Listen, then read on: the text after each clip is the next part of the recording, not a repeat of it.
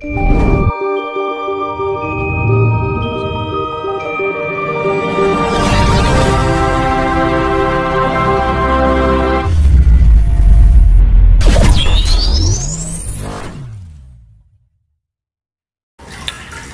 Mas, apakah mungkin kerajaan Majapahit bangkit kembali suatu saat?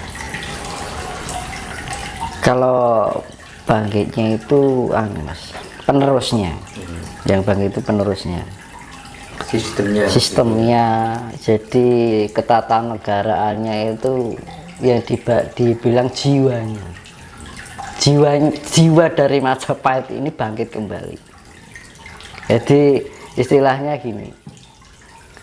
Jadi sifat-sifat yang kemajapaitan ini akan tumbuh kembali sebagai mercusuar dunia. Tuh.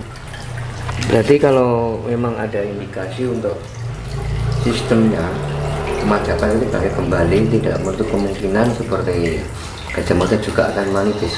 Bisa semuanya. Semua raja-raja dari ini hitungannya kan per Masehi ya. Dari tahun Masehi kan ini kan Indonesia kan mengalami kejayaan setiap 700 abad sekali ya. Siklus kejayaan. Siklus alam. Siklus masa. Nah, abad pertama kejayaan pertama adalah 700 tahun pertama adalah kejayaan Sriwijaya, ya. 700 tahun kedua adalah kejayaan Majapahit. 700 tahun ketiga sekarang ini sudah terproses menuju kejayaan. Kan gitu. Makanya tidak heran ini adalah masa-masa terakhir dari tahun Masehi terdapat 3 siklus masa setiap 700 tahun sekali. Mengalami suatu kejayaan abad ke-7, abad ke-14 dan sekarang abad 21. Nah, setelah itu ke atas ini sudah berjalan nanti pesat sekali perkembangannya, terjadi banyak hal-hal yang sifatnya aneh. Nah, itu efeknya itu nanti jiwa-jiwa lampau ini manitis kembali ini kalau jenengan bisa melihat gaib alam maya, kehidupan maya kan, kehidupan maya kan suatu yang sifatnya maya, itu tidak kelihatan astral. Itu melihat jiwa-jiwa itu pada mencari wadah. Ada yang sudah mendapatkan wadah, ada yang belum. Dan hati-hati, setelah ke depan itu akan banyak terjadi kecelakaan massal. Maksudnya setelah masuk gimana? Ya, kejadian yang membawa korban banyak. Massal ini misalnya pesawat, kan massal melibatkan banyak orang gitu loh maksudnya. Ya, makanya hati-hati. Jadi disarankan kalau mau kemana itu nyebut Ibu Pertiwi Bapak Angkoso, ya kan? Jadi lebih hati-hati di tahun ini. Nah, bencana yang terjadi akan banyak berkaitan dengan air dan tanah. Untuk tahun ini? Ya, berkaitan dengan gempa atau air atau banjir, entah itu tsunami, nggak tahu kayak.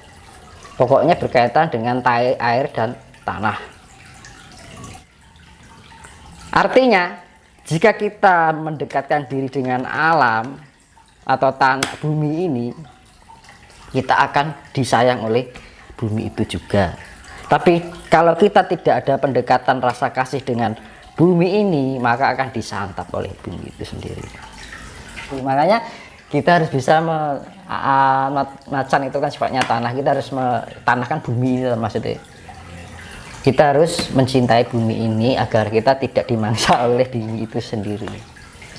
Nah, ini Mas, terkait dengan kondisi alam di tahun 2 ini, tadi Mas Dinus kan mengatakan bahwa akan terjadi banyak bencana, bahkan ada musibah kematian massal. Ada nggak tips agar kita ini bisa selamat dari semua baik. Itu tadi yang seperti saya bilang itu tadi, pengolahan cipta rasa jiwa dan karsa kita harus ada. Jadi pikiran positif, perasaan positif, aura kita tebaran kasih sayang, perilaku kita lebih pada kesadaran penuh, ya kan. Kita lebih memantaskan diri bagaimana kita harus berperilaku, budi pekerti luhur, ya. Kalau kita bisa menerapkan itu, nanti kita akan diarahkan oleh alam itu sendiri, karena alam ini juga sedang bekerja, dan leluhur-leluhur yang namanya jiwa lampau ini akan membantu kita di dalam proses pemurnian diri menjadi pribadi yang lebih welas asih, kan gitu. Ini kita frekuensinya sangat besar. Kalau kita berbuat buruk, maka karma buruknya juga akan, roda putaran karmanya akan begitu cepat. Tapi kalau kita berniat untuk menjadi baik, karma kebaikannya juga bergerak begitu cepat. Ya, melek bengi mandi tengah malam itu bagus untuk meningkatkan ionisasi. Wening kita mawas diri, nek wong terus nyawang langit, ibaratnya wong Islam tafakur kan ngono lho. Menata pikiran, menata rasa, menata jiwa, menata karsa kita agar terjadi keselarasan. Nah, di dalam keselarasan itu nanti akan timbul keseimbangan, apa ketenangan. Kalau sudah kita tenang, ada keseimbangan. Kalau sudah keseimbangan, timbullah suatu kedamaian, ya kan. Kedamaian itu ada tebaran kasih, kan gitu. Terus ini Mas, terkait dengan banyaknya musibah yang saat ini kan di daerah-daerah kan banyak terjadi musibah bencana alam. Itu kan kalau kita lihat terus kita kaitkan dengan statement Mas Kinus bahwa nanti akan ada perubahan peradaban baru. Yang saya tanyakan Mas, kenapa setiap mau ada perubahan peradaban baru harus diawali bahkan diakhiri dengan musibah atau bencana? Ini kan misalnya gini, renovasi rumah harus diapakan? Bongkar total. Nah, ya kan, karena apa? Kalau tidak dibongkar total nanti tidak kuat, harus dipondasi dari awal lagi dengan cara dihancurkan. Sama hal saja, alam ini sudah merasa tidak nyaman dengan perilaku manusia, terus akhirnya dia melakukan refleksi, ya kan.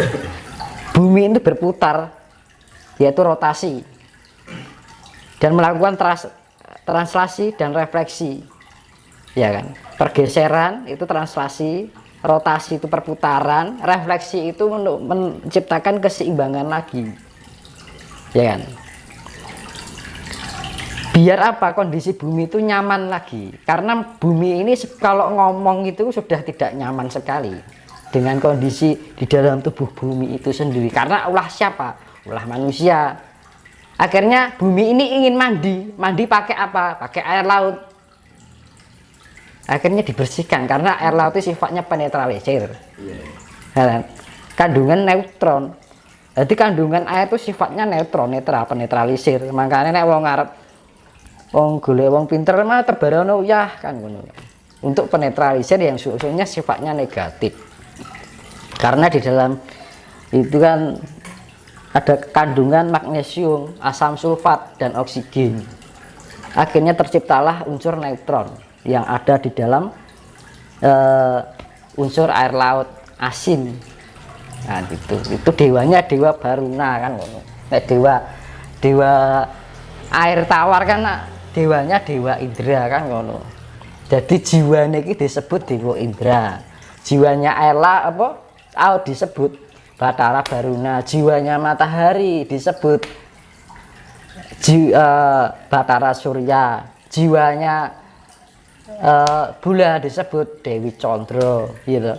Dewanya bintang disebut Dewi Kartika, ya. Dewanya awan disebut Bathara Sambu, dewanya petir disebut Bathara Wungkuwang, dewanya putaran cakra disebut Bathara Cakra, dewanya waktu disebut Bathara Kala, dewanya magnet ataupun sifatnya kasih asmara itu dewanya Dewa Asmara. Kan lengkap itu. Nah, itu adalah nanti yang menjadi simbol Hastabrata kan itu toh. Nanti yang akan dibikin bendera Nusantara itu adalah Hastabrata.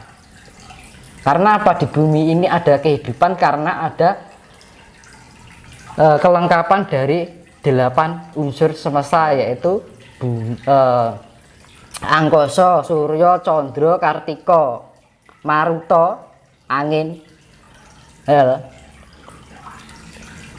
dahana geni, ya, dahana geni, samudra ki banyu, tirta, sama tanah kan gitu. Api, dahana kan ngono. Nah, 4 unsur alam dari api, air, angin, bintang, bulan, matahari, dan angkasa ini melengkapi, akhirnya terciptalah kehidupan di bumi ini yang disebut Hastabrata, Hastawolu, Broto, Laku, pergerakan dari 8 unsur alam semesta ini, akhirnya terciptalah kehidupan. Makanya di bumi ini dilengkapi Hastabrata, ada pergerakan dari planet-planet itu, ada pergerakan rotasi, translasi, dan refleksi. Nah, refleksi itu adalah sifat untuk penyelarasan agar terjadi keseimbangan di dalam planet itu sendiri. Makanya akan berpengaruh pada kehidupan manusia, karena manusia adalah mikro, bagian terkecil dari alam semesta juga. Itu makanya berpengaruh lah. Yang disisakan apa? Jiwa-jiwa yang tidak merugikan oleh untuk alam ini. Tapi kalau jiwa-jiwa yang merugikan alam, maka dia akan disapu habis oleh tanah, air, api, dan angin. Itu terutama yang paling besar dari air, karena air itu sifatnya penetralisir. Jadi bumi ini mandi adus sih karo banyu ben resik Mas, dinetralke. Makanya terjadi, pernah dibilang akan terjadi megatrust, itu akan terjadi nanti.